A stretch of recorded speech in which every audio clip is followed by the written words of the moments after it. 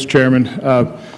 Professor Harvey, in your testimony, you stated that, according to your calculations, Apple's income, overseas income, was 64% of total income. Their sales were roughly 60%. It would strike me as that seems to be a somewhat fair allocation of income to sales. How would you, what do you think would be a more fair allocation between recognition of income? Well, first of all, just to maybe clarify the statistics, the 64% is the amount of income recorded in Ireland. There's another 6% recorded in other foreign countries. So in the aggregate, there's 70% of income located overseas. So the statistics that I would look at would be that there's 30% of the global income in the U.S., and there are roughly 39% of global sales in the U.S. Okay, my figures are about 39% global sales and about 32%. I mean, U.S. sales and about 32%. So there's a greater allocation of income. How should income be allocated? Well, I think that's a question. And the key question is, for technology that's developed, say, in the United States, how should that be taxed? Now, I think most economists would tell you that if you develop the technology in the U.S., then the U.S. would expect to get the lion's share or substantially all of the income with respect to that technology. How is it handled between states in the U.S.? If you did not develop the technology, let's say in New York, but your manufacturing plant's in Texas, where's the income tax, the state income tax allocated on that basis? Well, it depends on which state you're talking about. There are some states that are separate company states, and there are some states that are But generally, if you're manufacturing in Texas, even though you might have produced a product in New York, you're probably going to be taxed. Well, Texas may be wrong. Let's say Wisconsin. In Wisconsin, you'd be taxed in Wisconsin because you're manufacturing and selling out of Wisconsin. Is that correct? Not necessarily. It depends on the particular state rules. It depends where the technology is located. But I guess what I wanted to say to finish up, which I think is important for you to hear, because it may support some of where you're heading, is I think it's a legitimate question for Congress to ask, how should technology income be allocated? And if Congress decides that it wants to provide some sort of incentive to have technology income not taxed in the U.S., then I think that's perfectly within Congress's right to do so, and they should affirmatively do it, as opposed to leaving a regime that is in essence a self-help regime that allows taxpayers to really decide how much they're going to pay. Yeah, but in the end, Apple's selling a product, and so you're really talking about where do you tax manufacturing income? I mean, we can split this baby, 16 different ways, but at some point in time, you have to figure out, where is the incidence of tax lie? I mean, how should income be allocated between countries, between states, between tax jurisdictions? That's a difficult question to answer, isn't it? Absolutely. But what I would say is when you have 64% of your income in a country like Ireland with no employees and no real substance, that seems to be a serious issue, and you have to decide, well, where should that income be taxed? So let me ask, how long have we been trying to solve this problem through the U.S. tax code? Well, this problem has existed on and on, well, basically continuously for decades. So do you really think there's a fix to it? Yes, I believe there are fixes to it that Congress should take, because what's happened in the last 17 years is the passive income or the Subpart F rules have been so significantly relaxed that it's just open season for taxpayers to go and do whatever they want. If you're a business manager whose primary fiduciary responsibility is to your shareholders, and let's say the U.S. passed a law and said we're going to claim all of your income and tax it at our corporate tax rate of 35%, what would a rational business manager do with his overseas operations? Well, as I indicated in my testimony, I don't recommend that we tax worldwide income, at least at the full U.S. tax rate.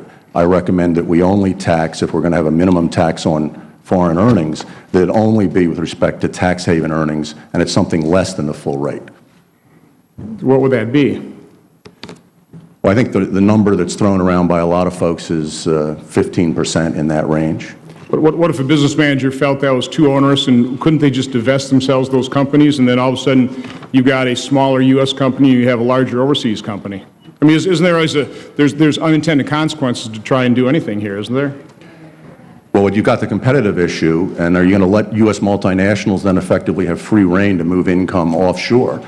And as Professor Shea indicated, you can, if you want to, move almost all your income offshore. Now, Apple wasn't that aggressive. They were fairly aggressive, but not that aggressive. So I think you've got to balance those issues, and admittedly very difficult issues, but I think Congress needs to face up to the issue and make some tough policy calls.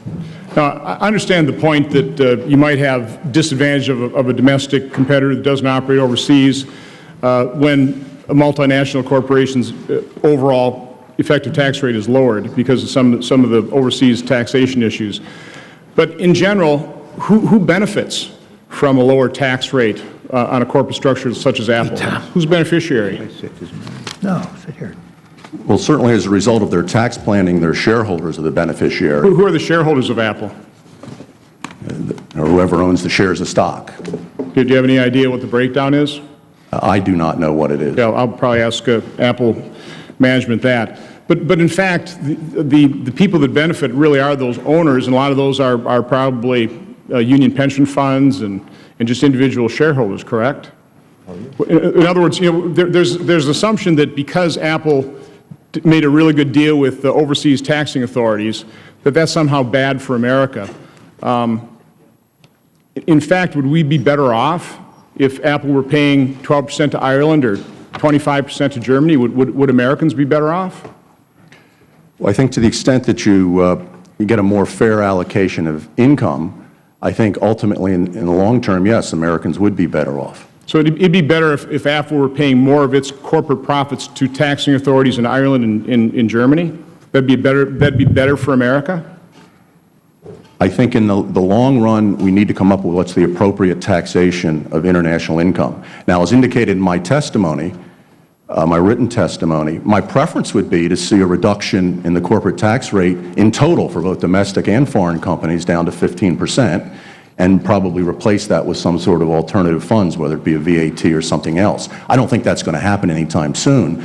So if that's not theoretically possible, then you have to address a very difficult issue about competition between domestic companies and U.S. multinationals, and then U.S. multinationals versus foreign multinationals. And I am sensitive to that.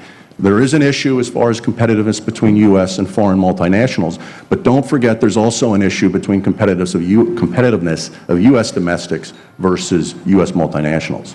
Yeah, if you're let's say a global manufacturer that wants to manufacture for the U.S. market, and by the way, that's one of the things we have going for us. We're still the world's largest market.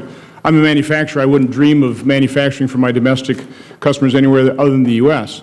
But if you're a global manufacturer, would you be more likely to cite a plant, let's say in Toronto at 15% or Detroit at 35%? I mean, what would be the rational thing to do? The rational thing from a corporate perspective is to clearly locate in the lowest tax jurisdiction. So we need to make sure that we're very competitive globally, and when we are competing against tax jurisdictions around the world that are willing to cut deals, corporations, shouldn't corporations take advantage of that? I mean, isn't that the rational thing to do? And quite honestly, when Apple is responsible for 600,000 jobs in America, that's not just Apple, but all the application developers, you multiply that times about a $50,000 median household income, that's about $30 billion worth of payroll at about a 20% tax rate. That's a lot of taxes flowing into the federal government as well, isn't it? It certainly is, but under that theory, why don't we just eliminate taxes for Apple? That was my next question. So one way around this, one way of actually capturing that income, I just want to posit this idea. My business was an LLC, it was a pass-through income. Why not tax corporate income at the shareholder level? We would eliminate all these problems, wouldn't we? Well, how would you propose to tax it for pension funds and foreign shareholders? Would you tax that?